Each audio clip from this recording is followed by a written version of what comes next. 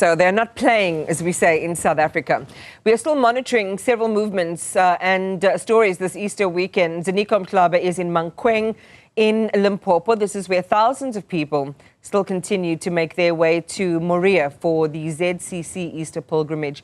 Karinda Jagmohan is in Pretoria, and this is where various faith-based organizations are gathering for an anti-gender-based violence march. Let's kick off with Ziniko. In 2025, marking the return of one of the world's largest religious gatherings, millions of worshippers are in Moria for the annual Easter pilgrimage. It's the first unrestricted congregation since the start of the COVID-19 pandemic.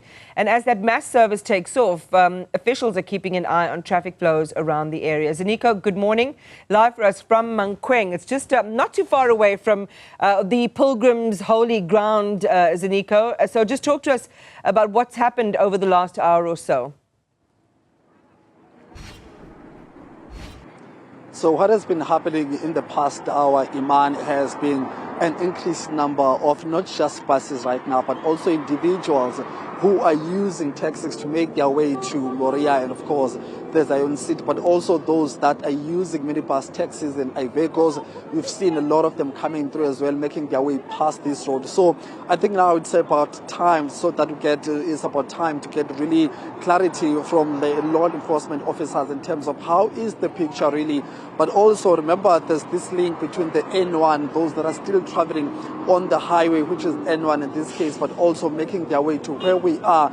How are traffic volumes doing, especially those that are already on this R73 making their way to Moria? And of course, we know that now at about 12 o'clock, that's when the peak will start. And of course, we can expect more buses to make their way on this particular road. What is it that is being done by law enforcement agents to ensure that there's at least to some extent, a smooth transition from the N1 into Moria? And I'm joined now by the Polokwane Traffic Management Authority traffic officer, the spokesperson of the agency, Mr. Reginald.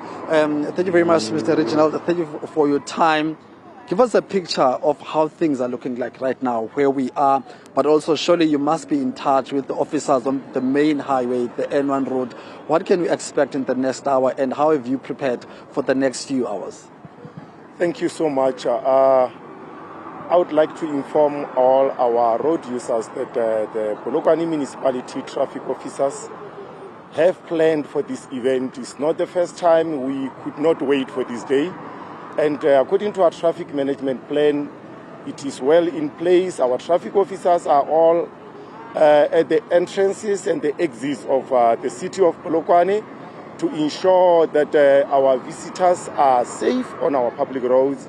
And in particular to the Zion City, Moria, all those that are paying visitation to the Good Friday conference, I must say we have just picked up the high traffic of volume since yesterday, and the buses started flowing in around 2200 last night, and they are still passing, as you can see. But so far, we are really proud of our road users, in particular the drivers. We have not had any incident related to the church, neither to any other that is untoward. I must indicate that we want to urge our motorists, in particular, to obey the rules of the road, obey the speed limit on our roads. And we cannot ask for more.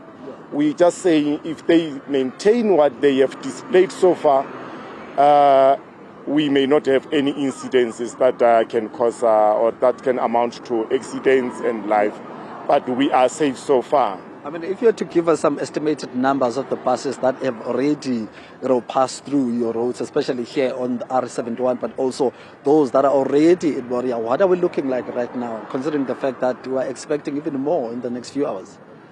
This morning, I must indicate between 8 and 9 o'clock, we had registered 2,700 buses that have already passed, but they are still coming in. So we can probably have something like 4,000 to 5,000 buses that will be paying visitation to the Zion City, Moria.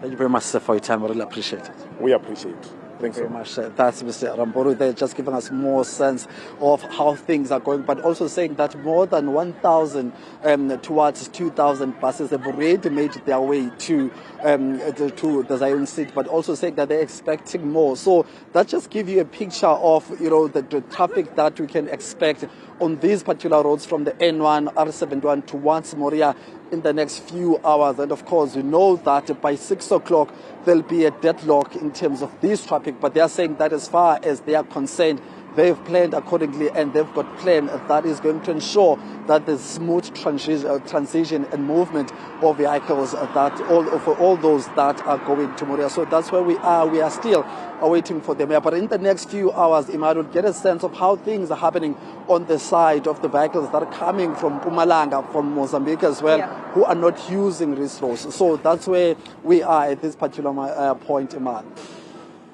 I just want to put you on the spot really quickly just to ask. I mean, if we imagine that each bus is carrying 100 people, that's, that's millions of people essentially heading to Moria. Any idea of what volumes, just overall, typically this gathering garners and what the expectation is for this year? We did talk about the economic boom, no doubt.